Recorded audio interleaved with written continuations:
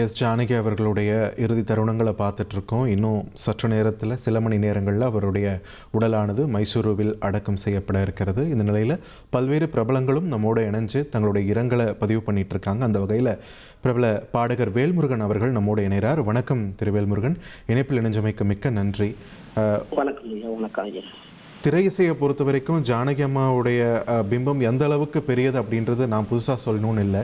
But அந்த துறையில் இருக்கக்கூடிய ஒரு நபராக நீங்கள் ஜானகி அம்மாவை எப்படி பார்த்தீங்க? அவங்களோட பழகிறதுக்கோ பேசி பழகிறதுக்கு உங்களுக்கு அவகாசம் கிடைச்சது? அந்த தருணங்களை எங்களோட பகிர்ந்துக்கோங்க. நான் முதல்ல சென்னைக்கு முதல்ல பார்த்த தெய்வம், அதாவது இசையில ஒரு சித்தரா பார்ப்பேன் நான் அவங்களை எப்பயுமே. ஏன்னா அவங்களுடைய உடையும் சரி, அவங்களுடைய வெள்ளை நிற அந்த தலைமுடியும் சரி, எப்ப தன்னுடைய கணவர் இறந்தாரோ அன்னையிலிருந்து அந்த சிகப்பு போட்டை மாத்திட்டு, நீங்க பாருங்க, சிகப்பு போட்டு வைக்கிறப்பெல்லாம் பிளாக்கா தான் இருக்கும் அவங்க தலைமுடி. அந்த சிகப்பு பொட்டு இல்லாதப்ப அந்த வெள்ளை விபூதி எப்ப வச்சாங்களோ ஒரு நாள் கூட அவங்க டை அடிச்சிருக்க மாட்டாங்க, கலர் அடிச்சிருக்க மாட்டாங்க. அப்படியே வெள்ளை சேரையோட அந்த வெள்ளை முடியோட ஒரு சித்தர் மாதிரியே காட்சி அளிப்பாங்க. எவ்வளோ கவலைகள், கஷ்டங்கள், பிரச்சனைகள், துன்பங்கள் அவர் வாழ்வுல இருந்தாலும் மற்றவங்களை எப்பொழுதும் அதை காட்டிக்காம இன்முகத்தோடு, அதனாலதான் அவங்கள ஜானகி அம்மா அப்படின்னு சொல்லி எல்லாராலும் அவங்கள பேசப்படுறது, வணங்கப்படுறது.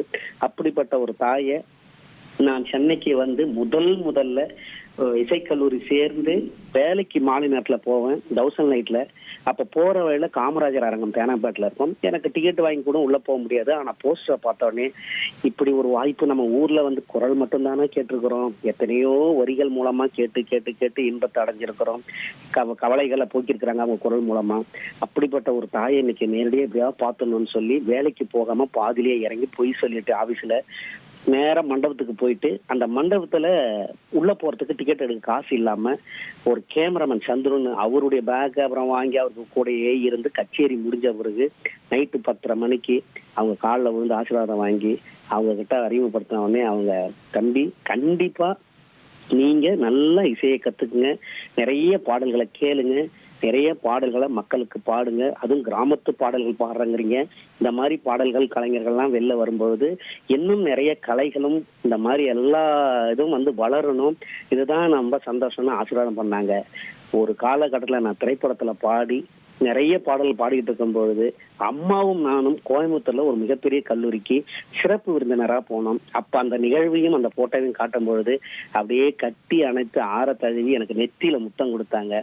இப்படிதான் இருக்கணும் பிள்ளைங்க அப்படின்னு சொல்லி அந்த நினைவு இன்னமும் என் மனசுல நீங்காத ஒரு ஆசீர்வாதமா இருக்குது. அதனாலே என்னவோ தெரியல, அம்மாவை நினைக்கும் பொழுதெல்லாம், அவங்கள பார்க்கும் பொழுதெல்லாம், அவங்களுடைய பாடல் கேட்கும் போதெல்லாம் தன்னை அறியாம நம்மளுடைய தாய் நம்மகிட்ட பேசுற மாதிரியே இருக்கும், தாய் பாடுற மாதிரியே இருக்கும். அப்படிப்பட்ட ஒரு தாயை இழந்து இன்னைக்கு வாடுறதுங்கிறது உண்மையிலேயே இந்திய இசைக்கு மிகப்பெரிய ஒரு பேரிழப்பு அப்படின்னு சொல்லி நான் அந்த நேரத்துல சொல்றேன். இனி செல்லும் இடமெல்லாம் செய்தி. தந்தை டிவியின் வாட்ஸ்அப் சேனலை ஃபாலோ பண்ணினா செல்ல இருக்கும் இடமெல்லாம் செய்தி. இதோ QR கோட், இப்பவே ஸ்கேன் பண்ணுங்க, ஃபாலோ பண்ணுங்க.